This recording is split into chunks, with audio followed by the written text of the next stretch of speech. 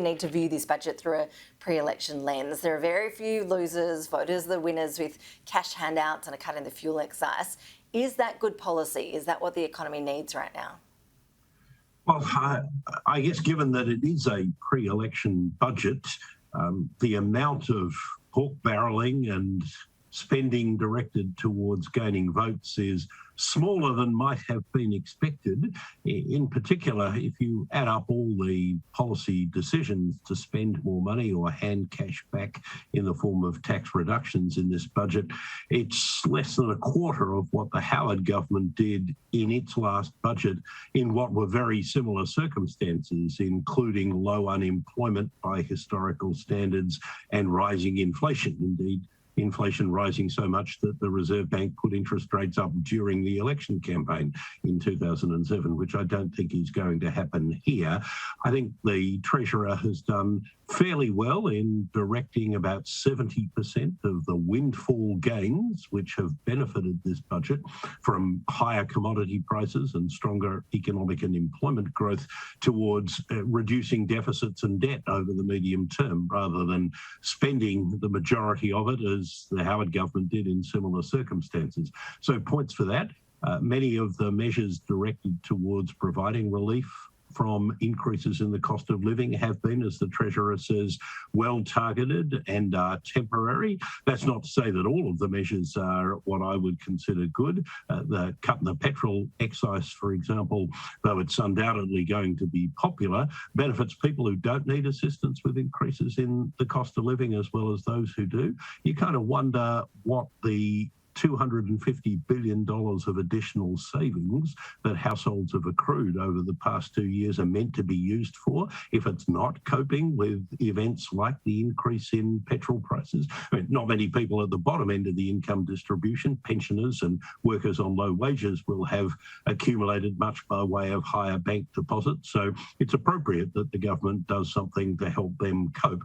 But the rest of us don't really need assistance in coping with higher petrol or food prices. Indeed, the budget papers foreshadow that consumer spending is going to rise by 5.5% in real terms in the coming year, which doesn't suggest that the majority of households are going to have a lot of difficulty coping with these things. So the Prime Minister likes to say the upcoming election is about jobs, jobs, jobs. What picture does this budget paint about how things are likely to track in the next few years when it comes to unemployment and also wages growth? Well, unemployment, the picture's pretty good. I mean, being able to say that the unemployment rate will have a 3 handle on it for at least the next 3 years, something which we haven't seen since the mid-1970s, is a pretty good boast to be able to make. And although the longer-term projections have the unemployment rate heading back to 4.5%, that's an assumption governed by long-standing budget conventions rather than a genuine forecast. If things go well, we could sustain an unemployment rate of 3 point something for 4 or 5 years, and I hope we do. And if we do, the likelihood is that we will see increases in real wages. And there's a lot of uncertainty, as the budget papers acknowledge, as to how the labour market's going to function at levels of unemployment that we haven't seen for the best part of 50 years. It's possible, and recent history would lead people to suspect that wages growth will fall short of the government's forecasts, because that's what's happened over most of the last 5 years. But it's equally possible that wages growth could be more than the government has forecast if the unemployment rate stays below 4%.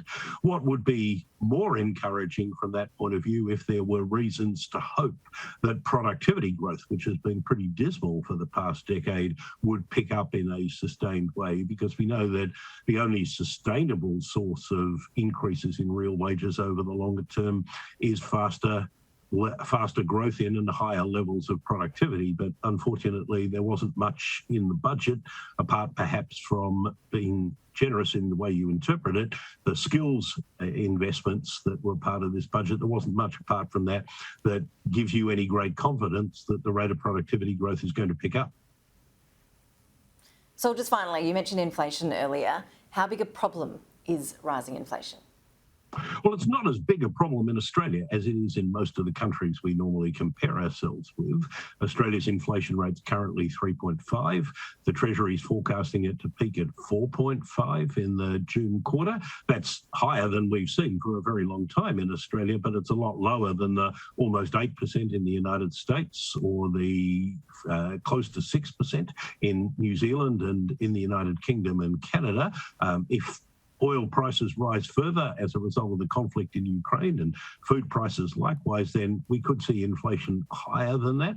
But I think it's a reasonable bet that inflation will come down over the course of 2023-24, provided, of course, that the conflict in Ukraine is resolved reasonably soon, as I hope it will be.